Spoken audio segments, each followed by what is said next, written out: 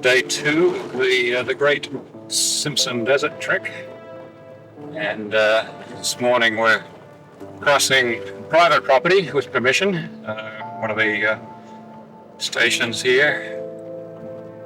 As you can see, it's pretty desolate. This is the town of Taboobara, a very small country town with a famous pub, the Family Hotel, which has murals painted by many of Australia's most prominent artists.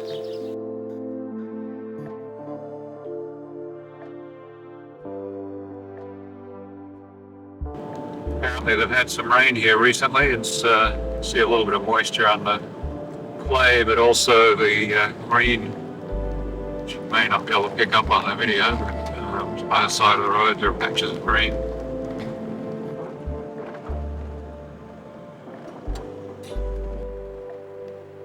Yep, there he goes. Big boy. Oh yeah. There's another one in front. Little one, small one. Still good.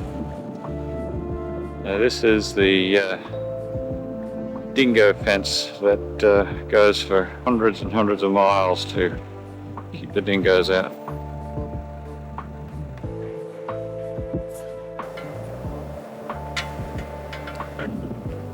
I don't see many dingoes, but I see a lot of rabbit print.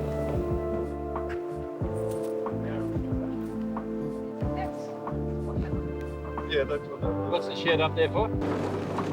The dingo fence that we just passed through is also the border between the states of New South Wales and Queensland, and it extends for a total now of about 5,000 kilometres.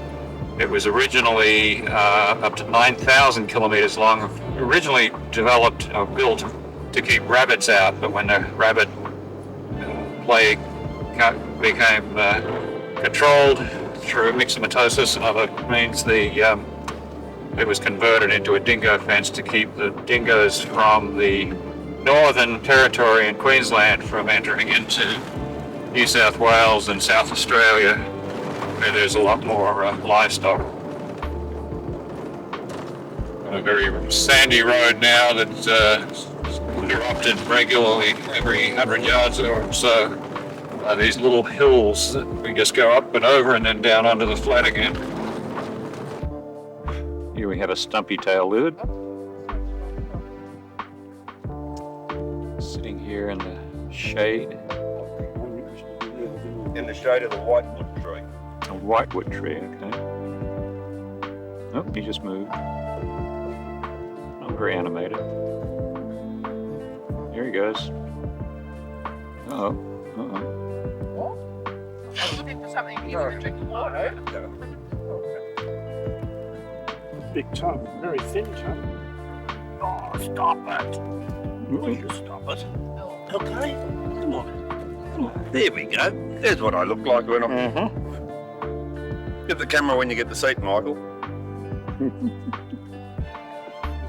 Uh-oh. Don't bite your tail. Don't bite your tail. Get your head back around there and say hello to the boys. Then.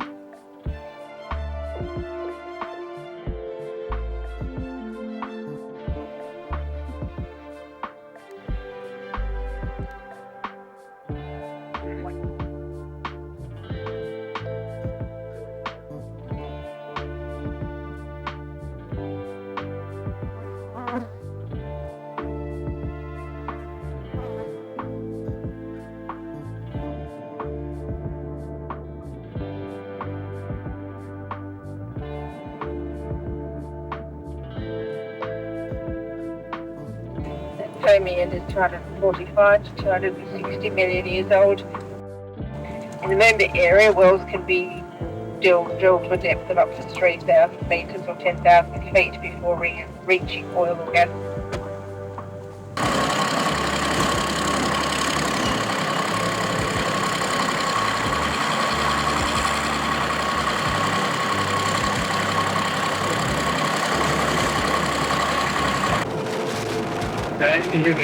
On a track with just had afternoon tea, met some people on the track, had a chat, and we're now on our way to Inaminka, which is a bit over an hour away. We've Graeme's actually driving. Just thought he'd show you a section of the track whilst he's doing that. Yep. Excuse me. Excuse me if I don't stop to look. So, Don't look. Just keep driving. yeah. Okay. It's probably enough because it's a lot more of the same where we're going. It's now Monday, September 18th at 7 a.m. and we're camped at Inaminka.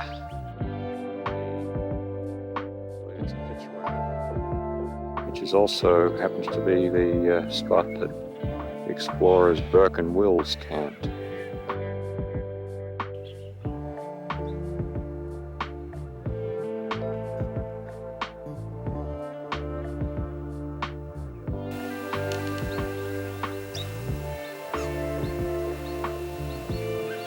Taking some water out of the old knot hole in the tree. They look like they're corallas.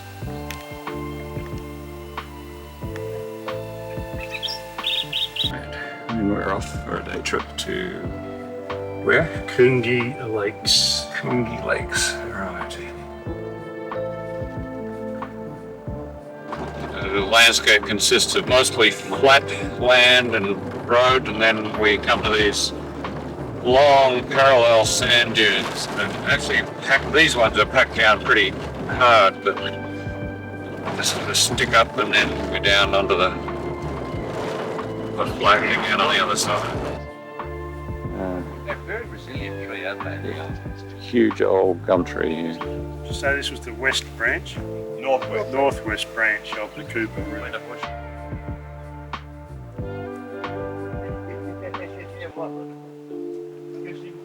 It's not a good memory. Has he got? I retain Has he got it right though? Over here we have a tree that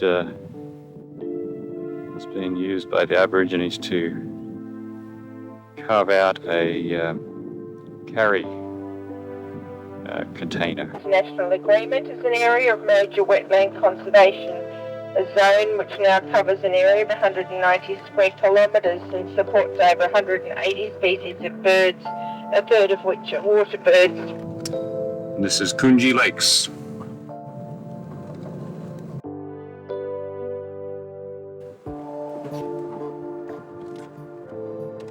Some black swans out there on the lake. This is Coongie Lakes. We just come over the last crest as we enter the lakes.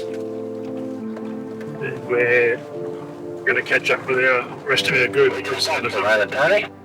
And that's Michael up there on the hill. He forgot to put into four-wheel drive before he hit the sand dunes and he got stuck.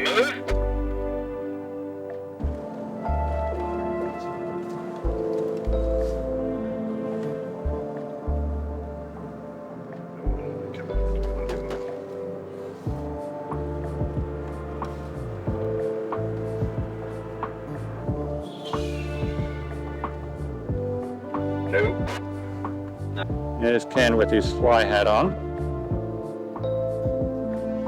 We were particularly bad earlier. There's quite a sand dune here above the lake.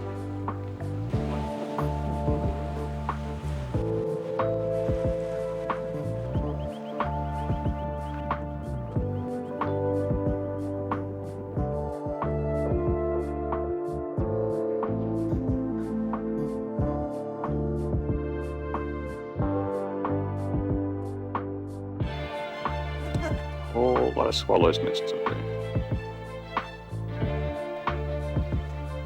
Okay, so first we're going to start here at Coongie Lakes, right? Arrives.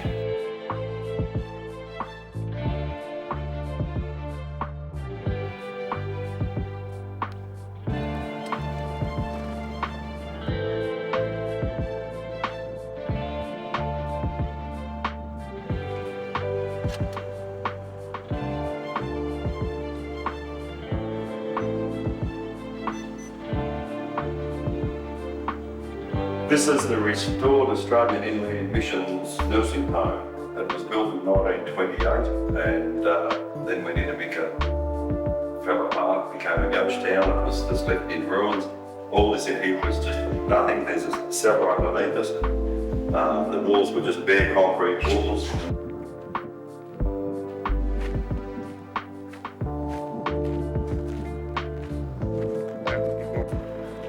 So it's next day, Tuesday I think, the 19th, and there's a big old red kangaroo laying in the shade out there, paying no attention to us. And we're off on our way to Birdsville today. Emu with its chicks running up the sand dune. So they are again.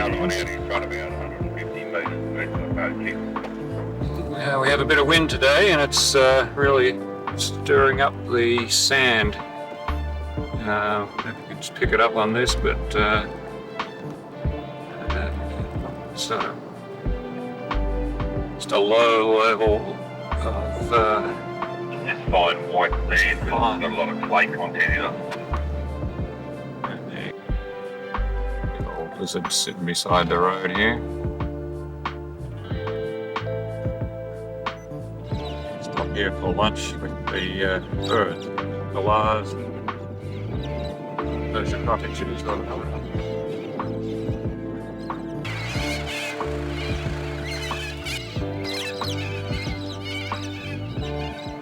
Obviously they're safe.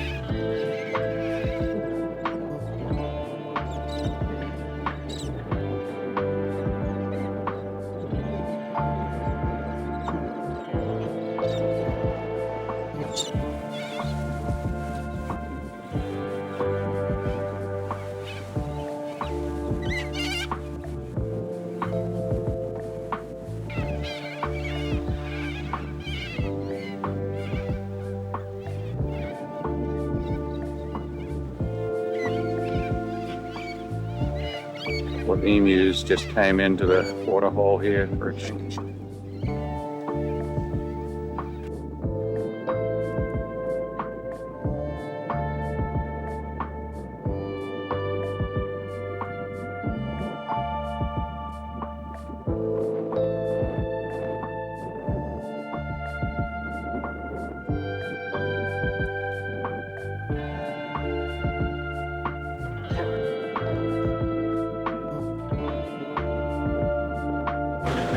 This is Sturt's Stony Desert, and it's easy to see where that name came from. It's just covered in stone, or givers, as they're called here, which is an Aboriginal word for stone.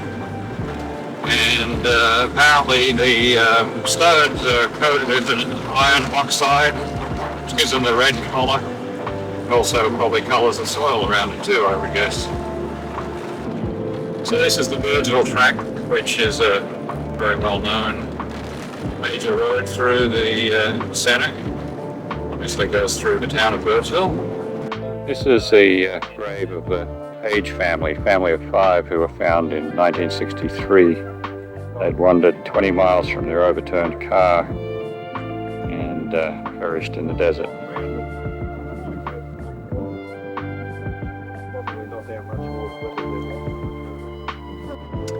Here we are in Birdsville, going into the Birdsville Caravan Park for the evening.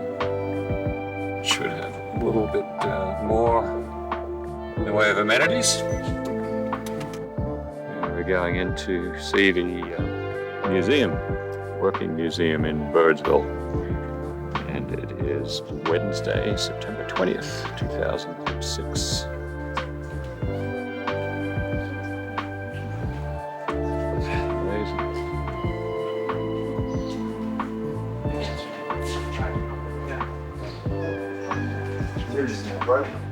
Here's one we found recently. The helmet sign from Sydney in New South Wales. I think it's the only one left. On the retrofit from the 50s. These features are that good you couldn't wear them now, so they stopped making them. Plug it in for an hour and she's all frosting up. There we go. We'll fold him up and we'll put him away. Okay, now challenge your wire strainers. 1886. Wire goes round through there, twisting round and round, strains the wire up, ties its own knot. There's your wire cutter there. I don't think a more wire strainer today that ties its own knot, so we're going backwards. Okay, now, World War I. Barbed wires laying all round the trenches. Soldiers set a few up, so you can put your head in there, look out the little slit. That was your peephole. No one knew which one had a head in it. Okay, now World War I again. 1917. Goes on the end of the 303 rifle. Soldier pulled along in his belly, and that's how he cut through the barbed wire. There's your wire cutter there. 1917. Now, this is the first electric shearing gear. The Isis down station there, Isis from west of Blackall. And that electric shearing gear was invented in 1907. Get up there! Get up!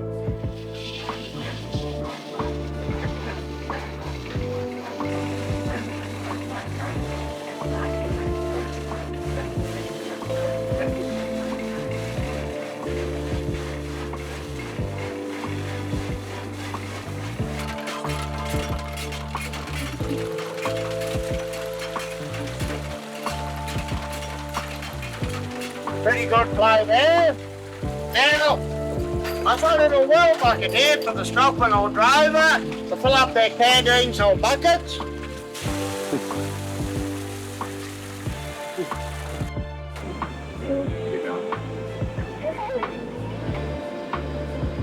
Here is the Diamantina River. And not a lot of water in Thurman. It's even drier in the other direction. Just going for a drive around Birdsville and getting the guided tour from Tony and Brenda.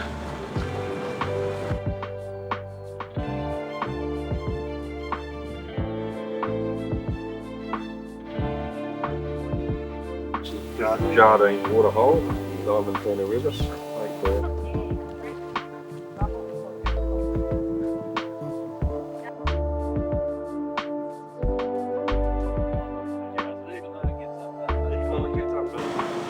Wheelie maker.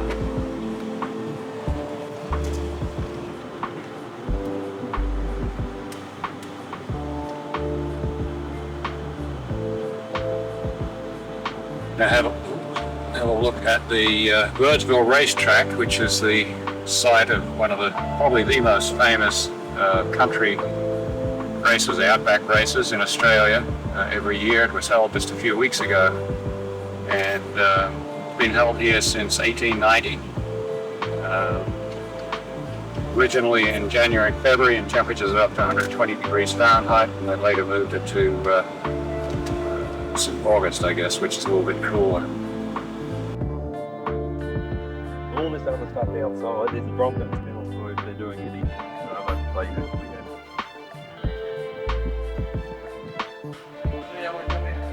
Temperature reaching 103 degrees centigrade, 260 pounds was diverted to the turbine to generate electricity, and 20 pounds was directed to the borehead for the town's water supply, which is unlimited.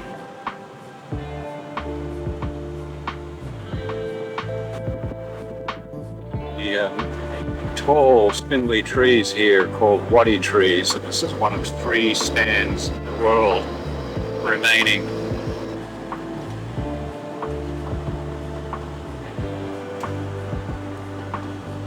Spectacular view from up here. You watch the road. I am.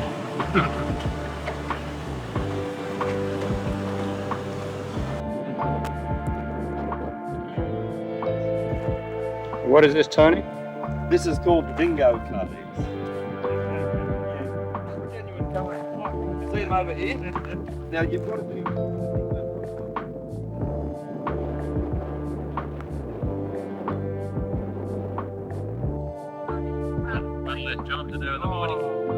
This place is absolutely spectacular. Dingo Caves.